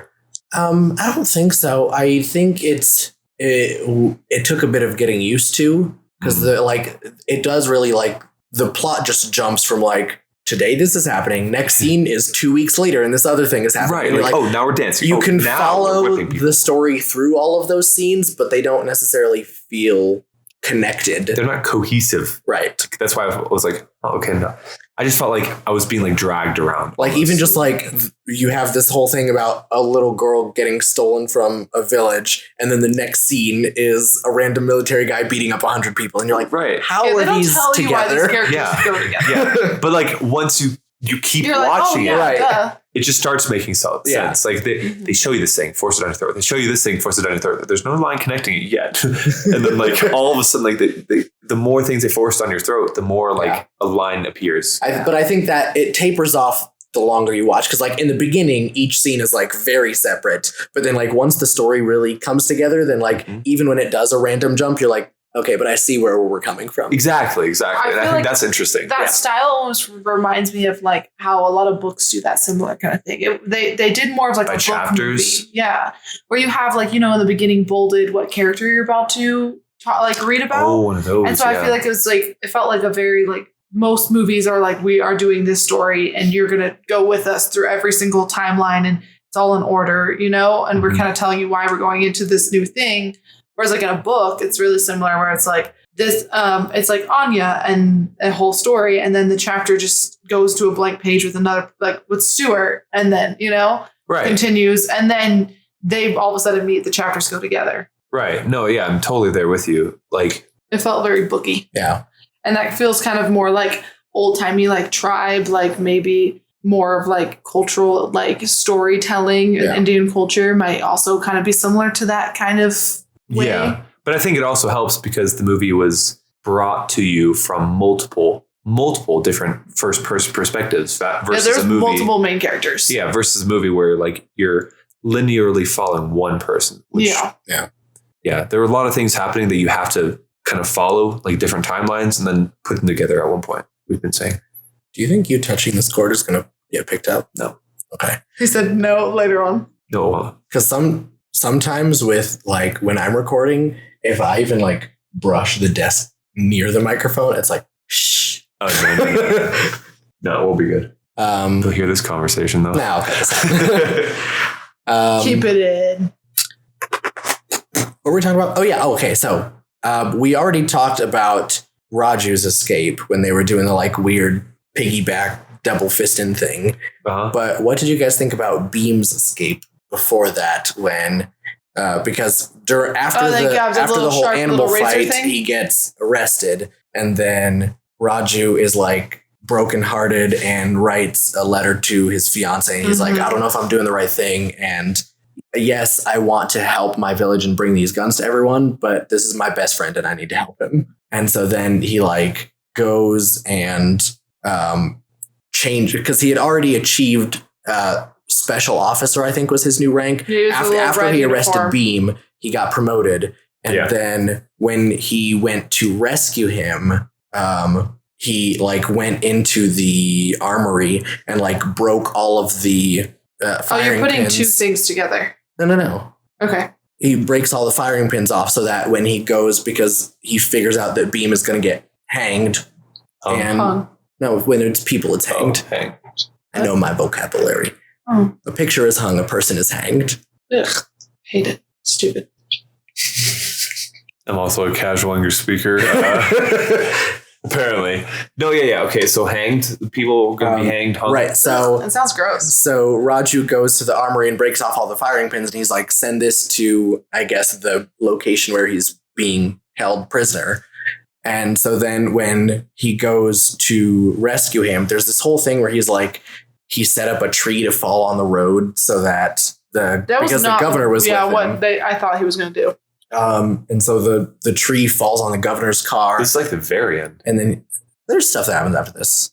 No, actually, there's a lot that happens after this because Raj's prison escape is after this prison escape. See, that's one, like... There's so much happening. There's so much going on, yeah. So he gets shot by the governor and then like rolls in a tree, stabs him at one point. Sorry, interrupting your tree stabbing. Is it about medical? That is so bullshit. He was going to stab straight into his his windpipe. It's not medical. It is simply stating. That's bullshit. He should have died. He should have died from that tree. No, honestly, opposite. I don't think now that we've given this like parameter of his physical health, and now shouldn't even have stabbed him. I shouldn't have. I should have given him a little scratch. Like this tree ends up almost killing him, and he's bleeding out his mouth, and he's like, yeah, but he's healed a couple days later. A human who like actually gets hurt. And like 2 scenes before that, they did a casual fight in the street with like literal motorcycles hitting him in the head. And he was fine. And like the fountain scene where he gets his literal body slammed into a concrete wall like multiple times as hard as humanly possible. I mean, and he just like gets up and like does the same thing to Ben. And I'm like, whoa. I think the difference here is because all of those are blunt force traumas, and this is not a blunt force. It is a spike. Blunt force can also be very, very detrimental. If you hit someone 20 Especially miles per hour with a wall, you're gonna have no damage versus 20 miles per hour with a spike. It's going straight through you. Unless your car parts go through you on the wall. That wouldn't be. The car parts would still be stabbing. So.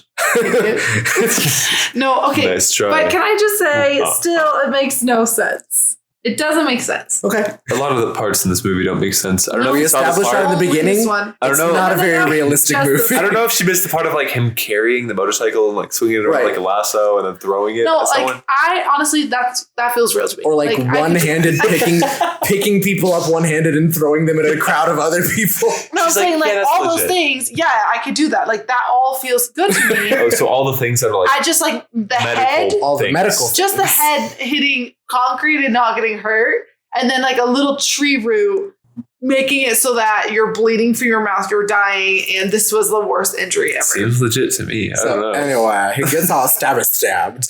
And then his other friend had slipped Beam a little razor. And so which was wild performance. Yeah. Bitch didn't see none of them people. There ain't no windows. This is a solid wood.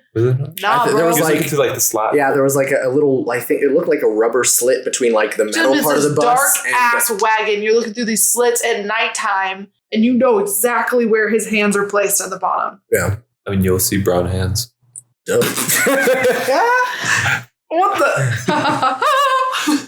Anyway, so he slits him. He slits him like this little. He slits him in the slit. He throws him like the little. Does it right in the slit, right there, and then he gets the razor. Like so while he's sand. Being transported to be hanged, he is slowly cutting through. He's slowly cutting through the ropes that are holding him, and he manages to cut through right after the whole thing with. The tree falling and Roger getting stabbed by the tree. Right. And so then he escapes and starts beating up the people, and all the soldiers are like, oh, well, we'll just shoot him. There's like 20 of them, but none of their guns are firing. So then they have to like fight him hand to hand, and he beats all of them. Right. Oh, and this is that. I thought it was also so sad when he was like, Raju was helping and defending Beam so much, and Beam did not see it, and Beam even hurt him and hit him. Well, because there was one point where it was like Raju, the little girl, Beam, and then way in the distance was some other guy who had I guess managed to fix his gun somehow. Yeah, he just like screwed something in, even though this man cut something off your gun. I don't know. I don't really know what he fixed, but he was going to shoot at Beam, and Raju saw him, and so he went to shoot. But from Beam's point of view, it looked like he was trying to shoot the little girl, but he was actually shooting like between all of them to hit the other guy with the gun. Mm-hmm. Which was like sad and wild. So obviously he thought that Raju was trying to kill the little girl, so he like beats the fuck out of him, but then can't, like, he ends up deciding not to kill him. He has like a giant wooden spike, and then he just shoves it in the ground next to him and runs off. And then we even see Raju holding back more soldiers to give them enough time to get Which away. was so insane. It was a 1v8. For sure. Yeah. And so that's when he got arrested. Right. And like, that's one of the things that I like admired, is that change of perspectives of character and how those two traits came together of like, oh, like, you know, we're fighting almost for the same cause. Right. Although they didn't know exactly what their cause was. Right. And then, so the reason that Beam goes to rescue Raju later is because obviously the British government is still looking for him. So they like send out like a huge like an battalion. Army, basically. And they're like combing through the city, looking in every single building to try and find him. And when they reach the building that Beam is in, this other lady gets up and like tells them that everyone has smallpox. And of course, all the British soldiers are like, fuck, get away from me. And just like run out of the building. Right. Yeah. Genius. And so she saves Beam, and he's like, why would you do that for me? And she's like, oh, my fiance like said that we should always try to help people. And they're like talking, and then I think they're like trying to start a fire or something, and she leans over and her necklace falls out. And and Beam notices that it's the same. It's like her and Raju have necklaces that like clip together to make a shape. Right. And so he notices that her necklace is the same as his. And then he has like this like OMG moment, like a flashback moment, almost the same as when he found out where that girl was located. And from that moment on, he basically like fell to his knees, felt super bad because he finally, at that point, that was the first time he realized like, oh, like he was fighting for a bigger cause than even I was. Because he was like, I was just trying to save this girl, but you're trying to save our whole country. Right. He was just worried about his village. Right. And then his whole plan was like major, something that he couldn't even comprehend. And I think from that point on, like he knew that he had to write things. And that's kind of where the script flipped. And, you know, the girl had a letter sent to her that she has to collect like, his possessions because of his treason. And that's when Raju finds out that he needs to go there. And that's when we get like that funny scene that we talked about earlier of him breaking him out. Them, you know, and he finds him by pounding on the ground. Yeah, he finds him by Raju is pounding on the cell wall. Right. And that like is again like a throwback to when they first. I think that's a throwback to when they did the dance battle, because that's the beat that he did. Yeah. And so like the crazy thing, like his ear to the ground, like listening for that. Like it would literally only work if he was just in one giant metal room. Like all these structures they're extremely strong, so they're really probably just moving. Rips it. But also, I cannot get over how hilarious it would have been, sad it would have been. This man is like, Beam is looking in other prison holes, not seeing him and moving on. So for some other prisoner, like, or torturing people. Oh. Yeah. I mean, or they were scared of like, oh my God, I'm going to get tortured again. Or they were already dead. Or there's just a skeleton in there. But yeah, so like he just like rips this concrete cage topping. You can see though the part that he breaks is wooden. Yeah, he did break that wooden part. Yeah. Like threw this metal wooden door out. And he's screaming, making sure everyone knows he's tearing this wooden door. Yeah, all the soldiers know that he's there. And that's when we get that hey guys, funny, I'm here. Hilarious breakout scene. And then it goes to like this weird jungle fight. Yeah, they like go and get an outfit with the arrows and everything. Because that's the second super grass medicine scene. Yeah, is because he puts the stuff on his knees so that he can walk again. A week And now he's fine. He's within doing like 10 cartwheels. minutes. He's back and Yeah. like being a badass with his like bow and arrow. Yeah. And apparently He has he's, the like like the best shot dopest in the little land. outfit. Another Because we thing, get a whole flashback where Yeah. he's like 11 years old and makes a like mile-long shot. Like a mile-long and it's his sniper first shot. Yeah. But then also, I think it's one of those things where this scene kind of made me disappointed in Raju became the main character and Beam became less like powerful. And I wanted Beam to still be the crazy, powerful, cool jungle dude. But he was like, I feel like holding back a lot in that fight scene. And it was just mainly just like Raju doing the whole like bow and arrow scenes and killing everyone and beating everyone up. And then like Beam was underwater for like 20 minutes. Once he came out of the water, he did some pretty cool shit. There was one shot that is like, I guess the most I don't give a shit about physics shot that I can think of in the movie is Beam picks a dude up, throws him while he's in the middle of the air. Raju shoots an arrow through his chest, and then still flying through the air, Raju walks up and pulls the arrow out of the other side. Right. All while the guy is in the air. Yeah. Yeah, Super fast human movement now too. And at one point, Elena, you also asked, like, how does he still have a full quiver of arrows? And that's when we see, like, so many. shot. There were even moments where he would shoot like 2 people at once, and you're like, the fuck? you're like doing the motions in the air, like you just came and you're like, how the hell is this like, how are you drawing and redrawing? Like, I have seen YouTube videos of some mad, wild bow and arrow skills. That's true. But they shoot 2 arrows at once. I guess sometimes we don't always see him shooting those, so maybe he was shooting 2 at once. It's like how you hold your arrow. You can holding 2 arrows, let go of one, and reload the next one. If you're like, or just like draw again. No, you like have your one string. You put your 2 arrows on there. You're holding it, but you're holding one of the arrows to the side. Oh, I see. Yeah, you'd still have to pull it back, though. Yeah, it's still being pulled back, but it's not being released. Yeah, I think it's better though if you like, pull, release, and then from one fluid motion, grab your. I don't know how serious this is because I'm like not at all into archery, but there are like YouTube videos of people talking about it's like if you train correctly, having holding your arrows in your hands is faster than there are different cultures. Yeah, they discuss different cultures having different like bow and arrow techniques. Yeah, and it's like holding the arrows in your hand ended up being way more efficient. And so they would just like you'd have like a magazine. Your arrow hand would also have a bunch of arrows, and then you would just have like 7 in this hand, and you just like load, and you're like somehow releasing one while holding 6 other ones. Yeah, that's what I'm saying. Like you're just holding him, and then you can just like a magazine before a magazine. Yeah, our hands. Oh, one thing I will have to say about this fight scene, as well as mentioning even like the dance battle and everything, the amount of bloody times that they had scenes where one of the characters would be somewhere, not even 2 seconds later at another scene, they are across the like scene in a different area. Like the dance battle. Oh yeah. They're on the dance. Cuts. Yeah, they're on the dance because battle I'm telling you, area. it was just a music video. Yeah, it was a music video.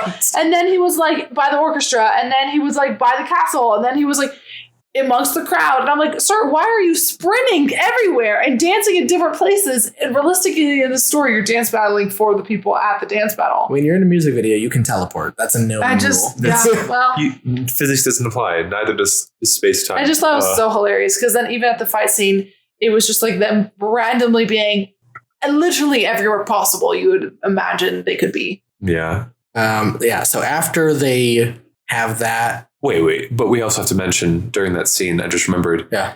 One of the guys fell down. He had like that chest. This is the scene with like the chest of grenades. Oh yeah, and he hooked up the grenades and he starts to the putting arrows. the grenades on the arrows. And he was like destroying these reinforcements in their cars, trucks, and motorcycles. That was super cool. I was really worried for a second. We were going to get a really dramatic scene where he sacrifices himself like his mentor did. Or mentor, yeah. That was his dad. I don't think it was his father. I don't know. Anyway, but yeah. Yeah. And I was just be like, don't do the same thing. Like, really, you're going to sacrifice yourself and kill yourself and explode everyone? Yeah. And then there was the governor from it's like somehow we find out this entire building, every room in this fucking building is filled with explosives. TNT. Yeah, like stuff with like Fire Hazard bursts 101. through one wall, and then in the next room there's more TNT. Yeah, It's so like and it's like bombs next to the like TNT. I'm like, maybe let's not keep our literal bombs yeah, the and whole thing. grenades by the TNT. Yeah, and then the grenades, bombs, TNT were all like, right by the structure of the building because lo and behold, the whole thing fucking Right, fell and down. so Beam has another like badass motorcycle moment, and he goes off this they do the like horse and motorcycle thing, and Raj is like, you take the motorcycle up, again doing it all with hand gestures, because when they're in an action scene they don't speak to each other. Oh, they don't. No plan except for hand. Just hand gestures. So he just like points up to the building, and Beam's like, I know exactly what you're talking about. He runs his motorcycle off this ramp, and then in the middle of the air, Raju shoots a flaming arrow, which ignites the motorcycle, and then the flaming motorcycle busts through the wall and blows up the first batch of TNT. And then everything kind of goes haywire from there. And what about the governor's wife? I was about to say, so once it fell down, that was wild. That part of watching like the blood drip all over the governor's face. And they really put her. They put her in the ringer. Yeah, like literally, she was dead. She was dead. She was dead. So she basically, so basically, what happened is the governor was like hurt, and we thought it was about him. Yeah, but then like, so this is also another part where I thought something different was about to happen, because like I saw like the blood dripping on his forehead, right? Yeah. But like I thought it was going to be Raju or something above him. Yeah, no, like, I did too. Yeah, yeah, and then he's like looking at me, he just gets like a fist in his face. But no, he like looks up and it's his wife in barbed wire wrapped up. Yeah, barbed wire exploded and like dripping and like superhero downing towards him dead. Yeah. And then like, who comes up? Is it Raju that comes up? Yeah. Raju starts, because there's a few soldiers that are left as well. So Raju is fighting them, and meanwhile Beam goes inside and grabs a bunch of weapons to save them from the exploding building, because he knows that Raju needs those weapons. Right. So how convenient. You see him like drag out these two like 3-ton crates of guns. Yeah. And like in all the scenes, all the guns were lined up in a row, like on a rack. Did he personally like fill up? They had a few boxes that were filled already. Yeah, they had some boxes. Like pre-filled. Yeah. Oh, I was going to get to like the scene with the governor. He saw his dead wife, and then he gets shot too, right? Yeah. So he shoots an arrow to keep him pinned, because that's afterwards. Because I think they didn't realize that the governor is still alive immediately, because he's fighting the other soldiers, and once he beats all those soldiers, that's when Beam comes out with the other guns and slides them down the convenient ramp of building. Yeah. And then he gets to the bottom, and he's just like talking to Raju, and he's like, hey, look, all these guns. And then while they're talking, you see the governor of the background go and pick up a pistol, and he's like, you idiots. And then while he's about to load the gun, he shoots an arrow. Raju does the arrow, and it like makes him fling the bullet up into the air, and then Raju catches it and gives him the same speech about, this is worth more than my life, huh? And I'm gonna show you.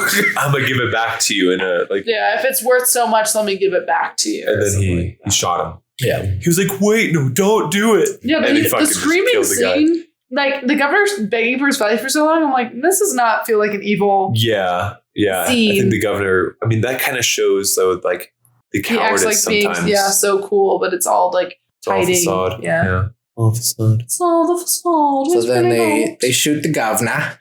And then I think after that, there's like another montage of like everyone just being like, y'all dudes are awesome. Yeah. Because they like go back and bring the guns and. Oh my gosh. Yeah. So he brings back the guns. We get like the whole, we get another music video, and then it cuts back to, remember they have the gun music video of them all dancing and there's guns all behind them. And then it cuts back to the ship going to the tribe. That's when we get the Amazon delivery, right? Yeah. And I said, LOL, it seems like your shipment is came out to be a little late. So it looks like you ordered some guns. Sorry, there was a bit of a delay. Yeah. There's a little bit of a delay in the shipping and handling. But that happens, and then immediately cuts to a music video of them all dancing. Like an actual music video. Like a straight up music video. Like on a stage, background dancers. And with giant lights and like prop guns behind them. And that was another thing. And there's actually one other thing that I meant to mention earlier, but we'll get to it. But another thing with not having the subtitles is because it's like I feel like with the other songs, you could kind of get the vibe, but this one is like completely not related to the movie. Yeah, it's like it's respecting their past right. heroes, you can right? see like paintings come up of like famous Indian historical figures, right? And I know it's freedom fighters, like different. It's not even just India because with the subtitle, it's like historical figures from not only India but also like surrounding countries. Oh, okay. And so maybe anyone that ever affected their just freedom? like calling out like that the British with near him, like this person is great from this culture and this person is great from this culture and that sort of thing. Yeah. And then that's the end, right? And then they give the guns. Yeah, and then they give the guns, and I think it actually goes like back to the same music video because it doesn't like it's not like the music video ends and then there's the gun scene. It's just like there's like a pause and then it goes back to them dancing and stuff. Yeah. Ooh, so then, but mentioning so that's the end of the movie. But mentioning back to how you said the whole, I don't know if we talked about this yet, but like the English dubbing was also an issue when they were first introduced to Jenny. And you read my mind. That's exactly what I was. Yeah, I thought that's what you were going to talk about. And so I thought it was like that one time when he was. I thought that's what you were going to talk about. That's why I brought it up first. That's why I said it first, idiot. I was personally thinking about, but I thought it was really funny though. Because they were all just speaking English. Yeah, and he goes, a big part. She's saying. And a big part of Beam and Jenny's relationship is that neither of them can understand each other. And so there are a lot of scenes where they're talking and like one of them will say something and the other person just gives this like quizzical look and they're like, I don't know what you're saying. I think what you're saying. But it doesn't come across as well in the English dub because Jenny is actually speaking English and then you're hearing Beam speak English. And then when they're like, they're like, I'm trying to get this dress. You're trying to get this dress? Yeah. But I mean, that's kind of the thing that the viewer, like us, like has to know is like, oh, like it's being right. She's speaking English, but then like his, whatever he's saying in his language is being translated. Right. And so then I hope everyone knows like. And there's other scenes where like Raju is trying to translate for him and like Jenny's like, oh, would you care to come back to my room for coffee? And then Raj goes, she's asking if you want to go back to her room for some drinks. Yeah. But maybe that's also just like that direct translation of like them saying drinks is like coffee because they don't really drink alcohol. Yeah. But yeah, I feel like it feels more natural when you're watching with subtitles. Yeah. Always though. Yeah. In the original. I mean, we did, we should have watched it in the original version and just done the effort, but we didn't want to. Reading for 3 hours, we were like, do we want to do this right now? No. But yeah. So that was it, right? That was the whole spiel. That's the whole movie. It ends with the like, look at all these cool people music video. Yeah. Yeah. Mm-hmm. And it ends with the Indians having basically succeeded, or at least starting. You see them get the guns. Yeah. So part 2 of this movie should next part. That's ready for the sequel. Yeah. Another 4 hours. Yeah. The 4-hour sequel is going to be about them really fighting the revolution. Yeah. But so that's RRR. That is it. What did the R stand for? Rise, Roar, Revolt. And that makes now perfect sense because we went through it. Mm-hmm. So in conclusion,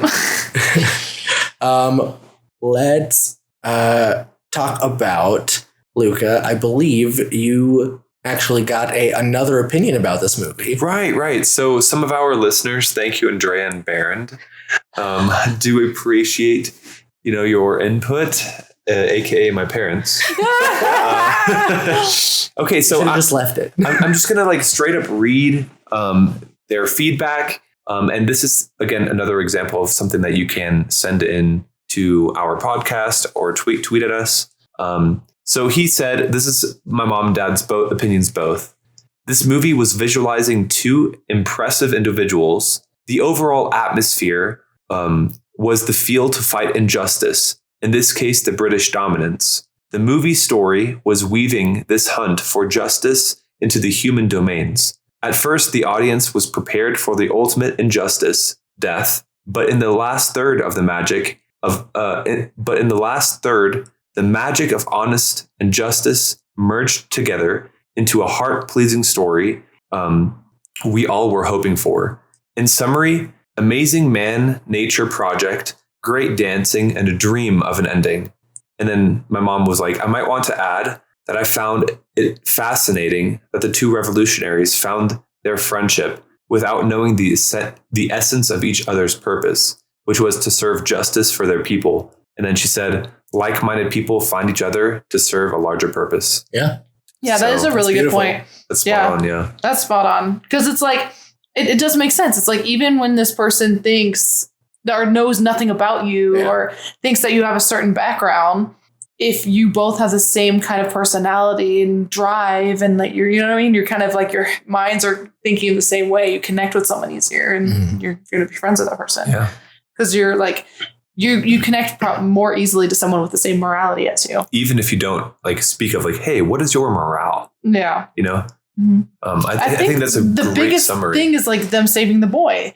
I think they both realized when everyone else was scared and yelling and trying to run away, though they both stayed and helped. So that was already them right. That like telling each other. That was the merge. This is our morality level compared to maybe the normal citizen is at a higher. Yeah, I think that's a great observation of the movie. I think it really places the essence of what they're trying to bring across holistically into a paragraph. It compares like she said, or they said, like both of these people are fighting for their people, but you see it on like an individual level for Beam, where he like his people is his village versus Raju, who his people is all of India. All of India. Yeah. Yeah, right.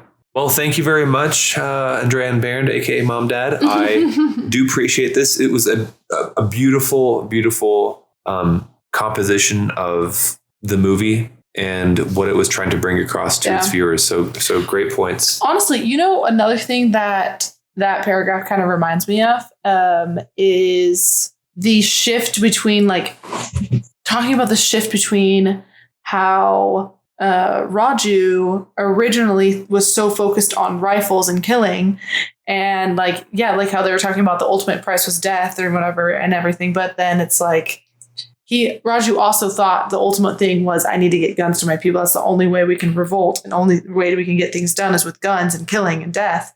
But then later on, he sees how Beam didn't use death and killing and guns, and he made an even more powerful and bigger impact on people, and how people are willing to put only so much fight in with only how much like confidence and like with what they morale boost and everything. Yeah, with whatever they have. Right. So I think that's also kind of like a good shift that they kind of transitioned to. I almost wish they would have stuck with it more because he was like, yeah, you're right. Speaking out and like singing a song was more important and like getting people more rallied. But then at the end of the movie, they didn't really go back to that. They were just like, and everyone got guns. And you're like, oh, okay. Yeah. Well, I get still they need guns. That's realistically how you're going to like win a war with people with guns. But it's like, I wish they would have made another comment of like singing, you know what I mean? Getting people's spirits up in like a different way. Yeah. Yeah, that's true. That's a good point. It's a very good point too. I believe then it is time for trivia. Trivia. Oh yeah. Oh yeah. Oh yeah, trivia. Oh yeah, I forgot about that. I actually only have one piece of trivia for us today. Oh. But it is that Raju and Beam are actually both based on real historical figures from India.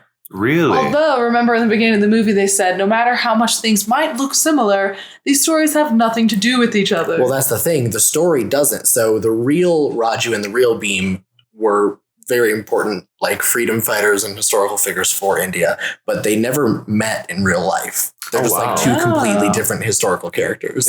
Different times? Right. And so this story is like imagining what might have happened if they had ever like teamed up. But they never met each other. Oh, for like two crazy badass people meeting up. And doing. Oh, that's really cool. And then like one was ice, one was fire kind of thing. Yeah. Or water and fire. Very cool. I like that. I like that. I was just looking at more history of that. That's cool. Yeah. So hold on. All right. Sorry, I had to find it in my notes. So for our audience, please be sure to subscribe to the podcast and leave us a review. Tell your friends and family about us. Follow us on Twitter and Instagram at CashFanPod. If you want to send us a message, you can do so on either of those platforms, or you can send an email to casualfanaticpodcast@gmail.com. Look, what kind of messages can they send us? They can send anything from like what my parents just sent us, like their own perspectives on a past movie, or anything like that, or one that you enjoy watching now, or you can send in recommendations of things that you would like to hear. Comments on what you think could spice up the podcast a little bit more that you thought, we could try out, or just general requests of movies that you would want us to talk about and go through. Yeah, well, thank you, Elena, for once again joining us. It's always fun. Yeet.